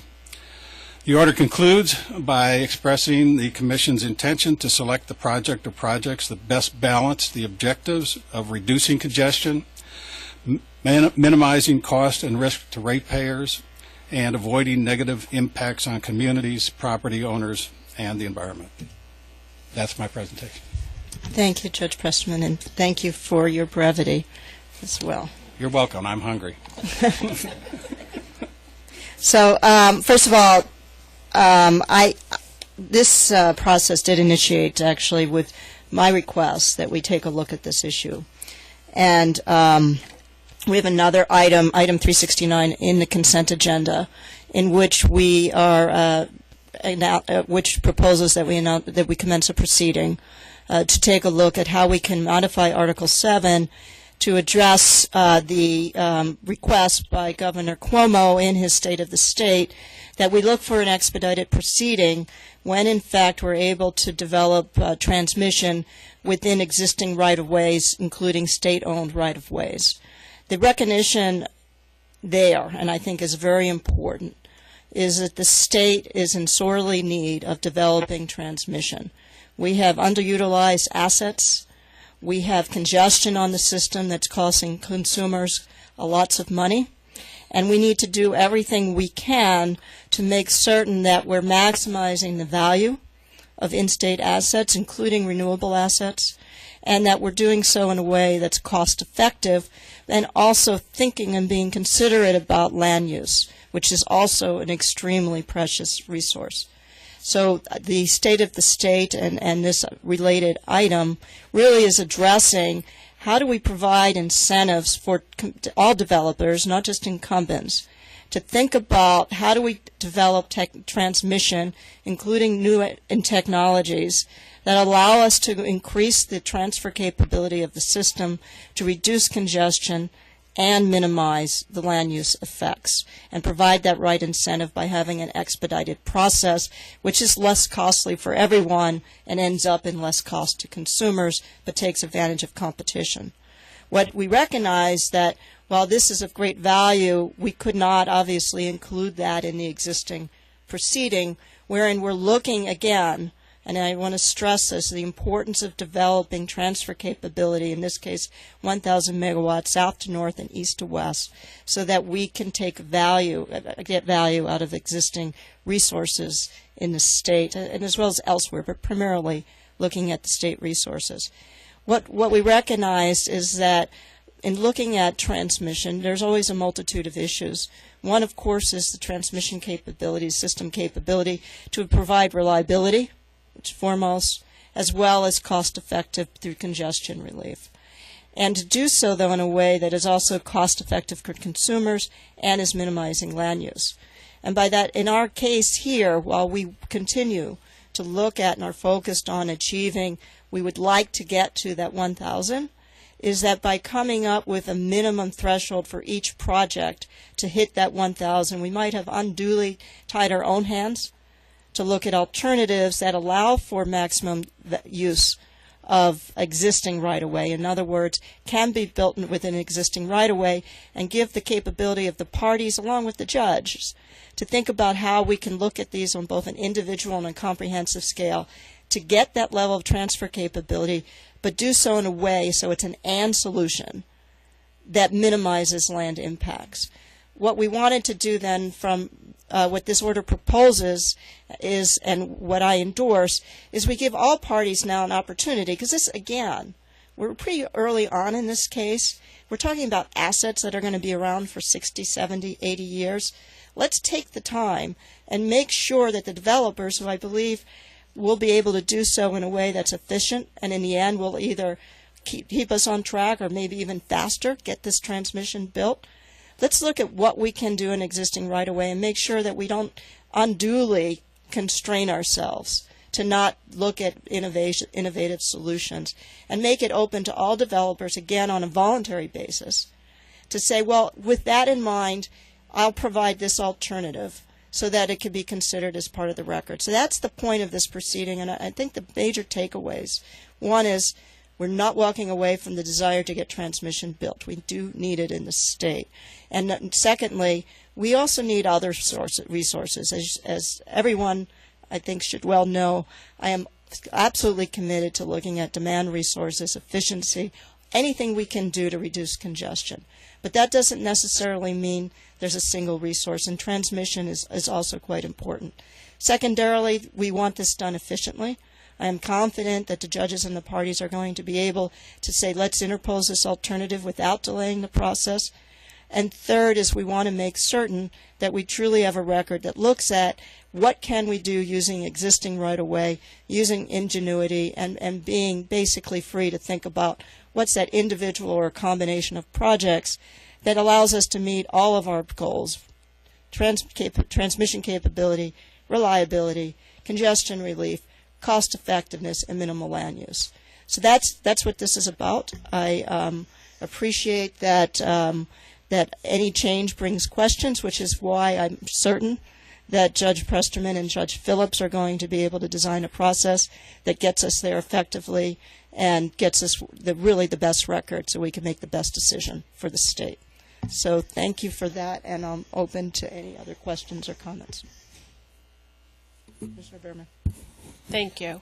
I do know it's lunchtime, but I'm not going to be sorry. So I first want to thank Chair Ziebelman and staff for being very kind during this process in listening to me and talking about what the goal was today, and being clear, because I think that the AC transmission proceeding is really a first of its kind, and it's required us to really think in a deliberative way with every step of the way. Are we doing the right thing? What impact this is having, and what changes in the process we may need to make midstream, not wholesale changes, keeping with the overall goal.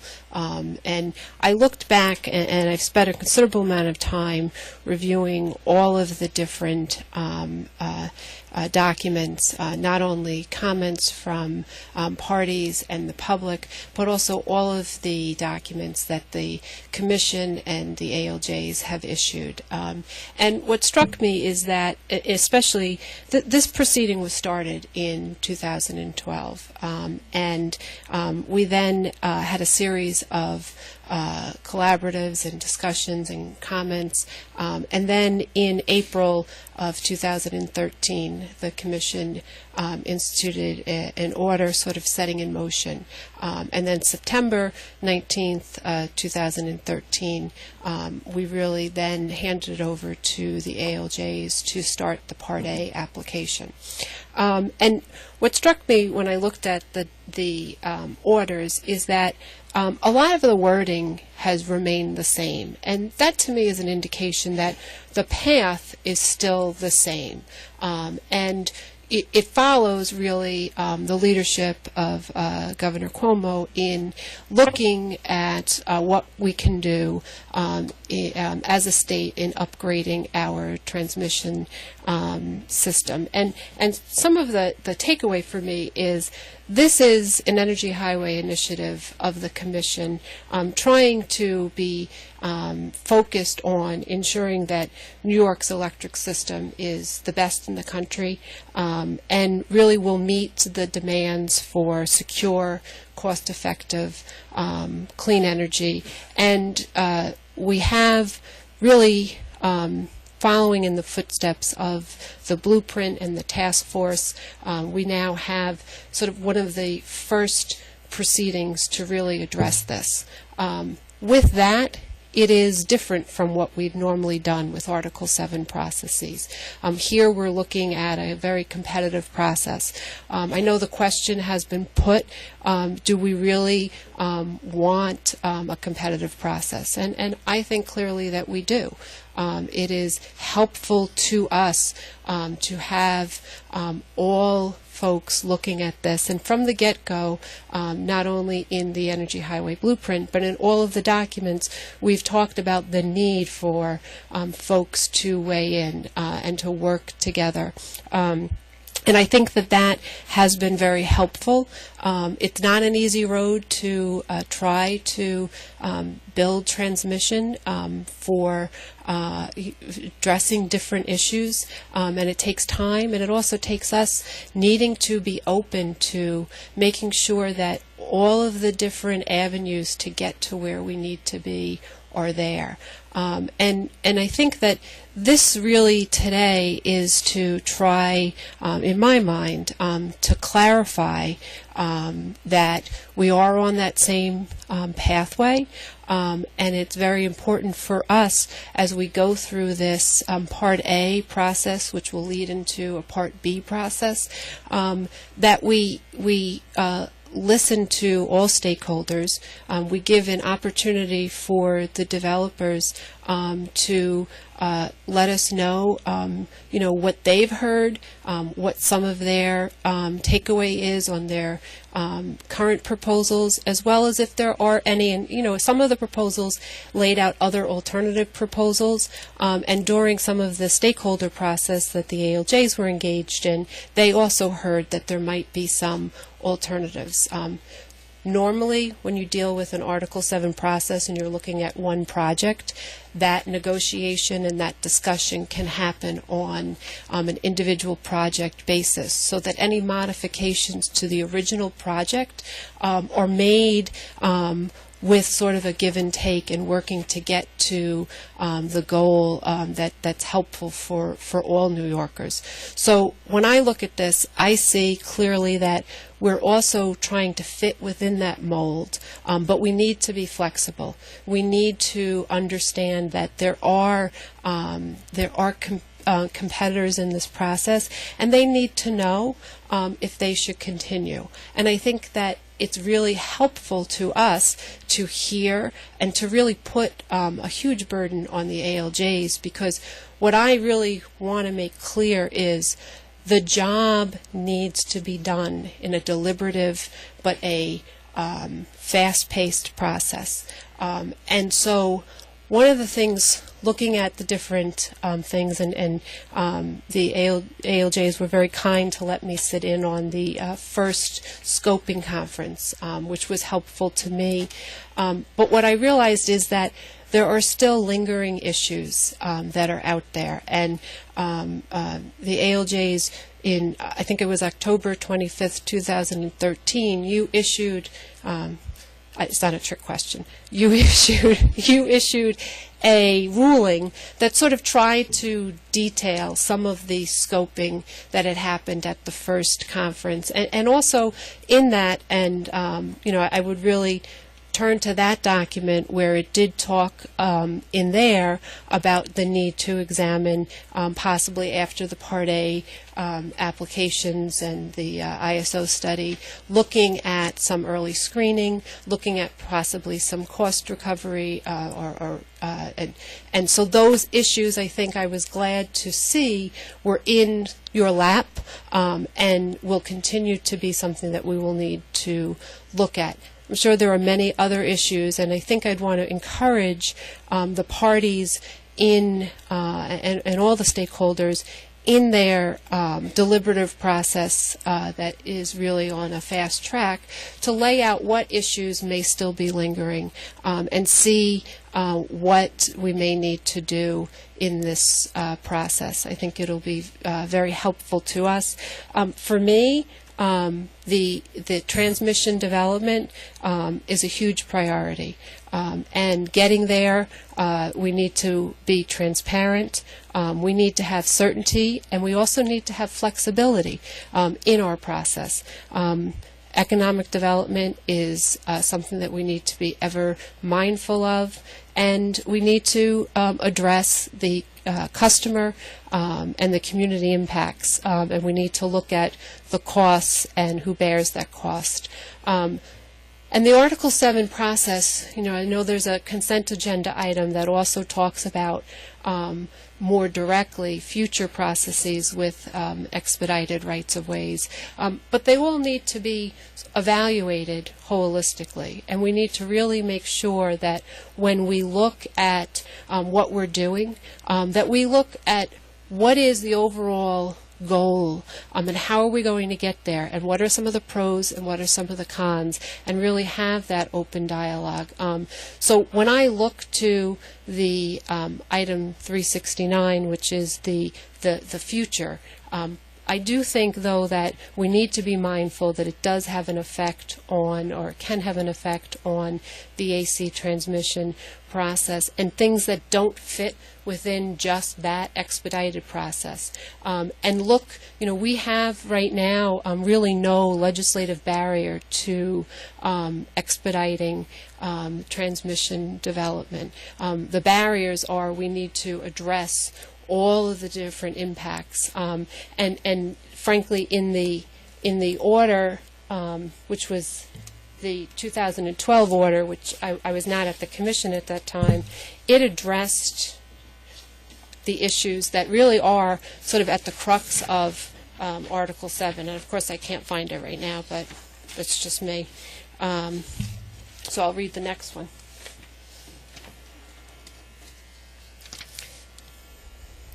It says, upgrading this section of the state's transmission system has the potential to bring a number of benefits to New York ratepayers.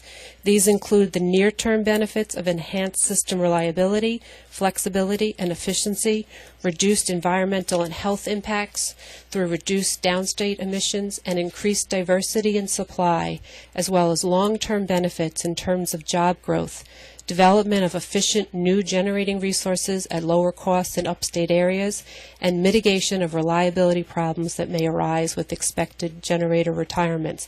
And that was the theme throughout. And so I think here we really need to just make sure that the goal is the development of New York's transmission system, which really can make more effective use of statewide generating resources, including renewable resources being planned and developed throughout New York, and in particular the effect on upstate New York. So I'm very encouraged that this process today and this order will help the ALJs in their focused process that they're already doing, and make sure that we really drill down, invite all stakeholders to be a part of the process, and work through a lot of the kinks with the end goal that is helpful to making sure that we are benefiting all New Yorkers. Thank you. Any further comments? Commissioner Sayre? This item does two things that I'm very pleased about, hopefully without slowing the process down, at least not more than a little.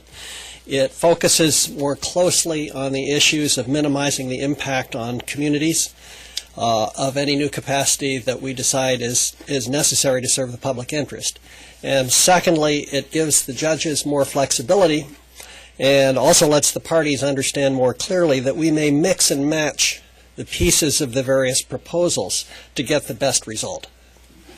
I'm therefore very pleased with this item. Thank you. Further questions? Thank you very much. And you know, this is our first foray into looking at a competitive process for transmission. I think we all endorse the view that competition is healthy, it's good, it's to the benefit of consumers. And as we think through our processes, which were after all designed around incumbent utilities and how they need to be modified, it's a complex issue, but I do join Commissioner Berman in saying that to the extent the judges do identify issues that they think would be helpful for earlier commission action, we would fully expect they would bring them to our attention. So with that, let me take a vote on all this. All those in favor of the recommendations to invite developers who have applications pending to file an alternative with the ALJs as recommended in this order, notify by saying aye. Aye. Hearing no opposition, and there being no opposition, the recommendation is adopted. We're going to move now to the consent agenda. And there's one item on the consent agenda. It's is a single commission order, and we're recommending confirmation of this order is with respect to National Grid's request that there be a waiver of Tariff Rule 46.3.2 with respect to that allowed them to modify electric prices that they were going to see in February on top of increases that consumers were experiencing, particularly in the capital region in January, as a result of vast increases in natural gas prices. And I'm going to vote to confirm that order, but I want to note that clearly our experiences this winter with respect to the storms, and particularly with the polar vortex, our science fiction polar vortex, really was something to take note of. And we all recognize that with increase in demand, we're going to see increase in prices. But we clearly saw increases well above that we had experienced historically. And not only that, it's clearly strained the grid. We don't live in a vacuum. Not only and although I, congratulate all the operators, because the New York grid worked extremely well, in fact was exporting during periods of time where it was cold here to support its neighbors.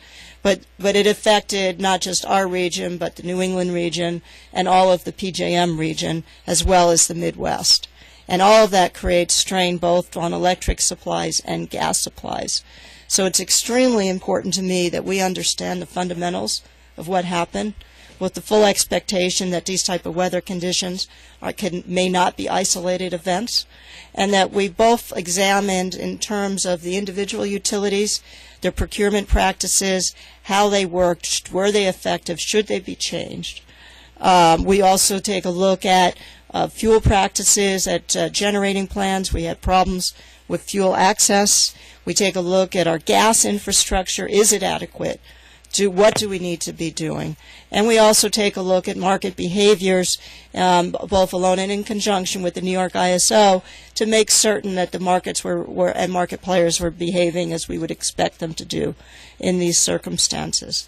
I think that we need a fuller understanding of the fundamentals. We need to understand what happened on the system and what could be changed. And we need to be thinking going forward what can be affected. I have asked Commissioner Brown, who's been involved extensively with the Department of Energy, looking at both electric and gas infrastructure adequacy, to take a lead on many of these issues with the staff. Clearly, Commissioner Berman is very interested in the gas pipeline issues. And Peter, I would ask that you work with staff and get back to us with a full report and some directions of actions to be taken as soon as possible, but certainly in sufficient time that we could start taking whatever actions we need to by the summer. So with that, I have no further comments on the consent agenda, but I did want to note that we all, I know in talking to individual commissioners, everyone is aware and alert and concerned about these issues, and it's important that we tackle them head on. But any other comments on the consent agenda?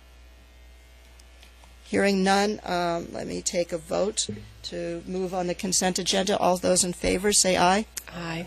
Hearing no opposition, the consent agenda is approved. Secretary Burries, are there any other items in front of us today? There are no other items today, and the next commission session is on March 13th. At that time, the commission will be taking up primarily water, telephone, and cable matters. Thank you very much, and we stand adjourned. Thank you all for your resiliency, sticking with us.